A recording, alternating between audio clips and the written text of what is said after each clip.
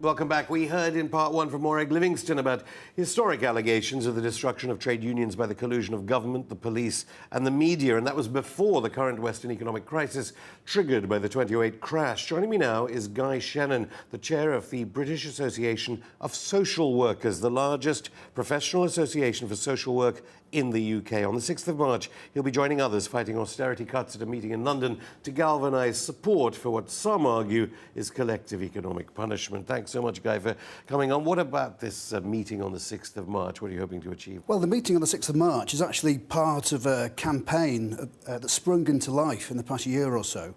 That's been organised and started by the British Association of Social Workers together with the Social Workers Union in alliance with a whole range of other organisations. Just explain that, though. There's a union and there's a professional association. Professional associations historically have been much less keen to get involved in politics, sometimes even affiliated with Conservative governments.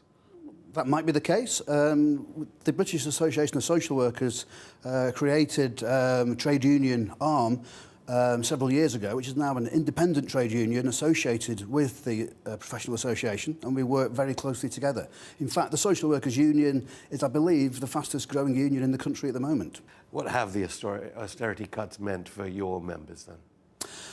Well, what the cuts have meant for our members is we can't do the job that we want to do properly, really. And that has a terrible impact on the people that we are here to serve. I think it's well documented, well known that austerity affects people in poverty, affects the poorest people in society more than other groups. And social workers, by and large, the majority of our service users are people who are suffering from poverty.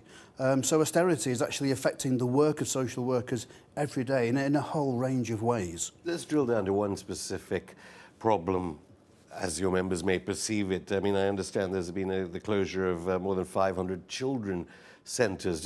How does that have a knock-on effect on the work of your members? It has an absolutely enormous effect, and that's part of a wider picture of cuts in family support services.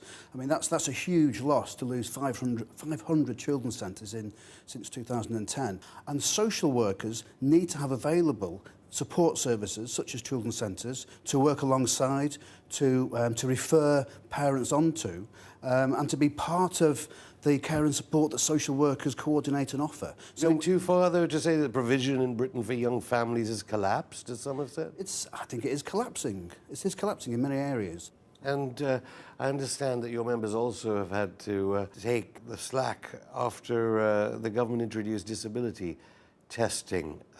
What is the overwhelming view of your members about work capability assessments, which have been very controversial, of course? Well, I don't know about a poll of our members, but there's widespread dismay about the use of the work capabilities assessment. I mean, many people would want it at least reformed or even scrapped. I suppose you're going to say that your members are also reporting an uptick in the number of mental health cases that they have to deal with. The government says it's doing more for mental health problems in this country than any other previous government. I'm not sure what the government is saying about it, but we know that mental health services are stretched to the limit. I mean, one important part of the campaign that we've launched is to give a voice to service users and to collect stories, real-life stories of the impact of austerity.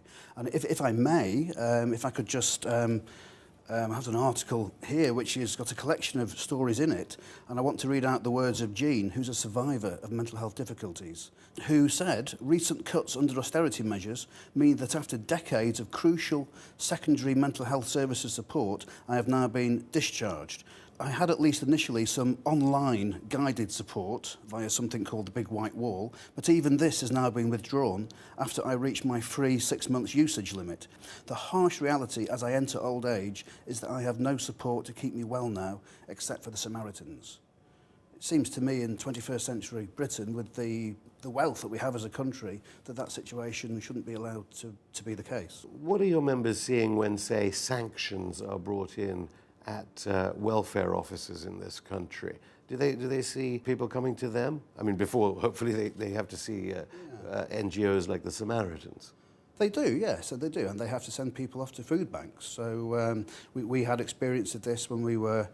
The campaign that the meeting on the 6th of March is part of was really kicked off by a 100-mile protest walk we did last year from Birmingham to Liverpool. You walked the 100 miles? We walked the 100 miles, yes I did, yeah, with many other social workers and supporters. And we met the coordinator of the food bank in Runcorn, who told us about the queues that they have at their food banks. We met a number of people that ran food banks as it happened. And so what our members see and hear about is parents that they're working with having to spend some of their time desperate for food, queuing for food banks. You see, the government again and again say, obviously, they're trying their best, but say on the carrot and stick approach to welfare sanctions. The government say the sanctions are only used when someone failed to meet requirements without good reason. This is in a minority of cases. People are given every opportunity to explain why they failed to do so before a decision is made. And there have been some celebrations of the increased food bank use as a show of the big society, David Cameron's old phrase. I think anyone that's actually had experience of food banks and anyone that's watched the film I, Daniel Blake, for example, which was a graphic depiction of what using food banks is like, couldn't possibly say that. I think that's a comment by someone that's removed from the actual reality of such charitable provision. I mean, to be reduced in the 21st century for people to not starve, for children to not starve, to have to be reliant on charity, which is simply in the gift of people. It might be given, it might not be, as opposed to benefits or provision that people receive as a right. That seems to me a terrible state of affairs. And I should add, you said the affiliated union may be getting more subscriptions than any other. How can a union and an association like yours help to be the sort of vanguard of this movement against austerity? Well, it can help in several ways. I mean, it can launch the campaign that we're talking about here in this interview. It's crucial to act collectively. Social workers can't act simply on their own. You're not frightened of being demonized by the press? No, I suspect we should be supported by the press for taking such action, for speaking up on behalf of service users, people the poorest in society, to say that people should be treated more fairly, that there should be social justice. I can't imagine that any right-thinking newspaper would think differently than that. Guy Shannon, thank you.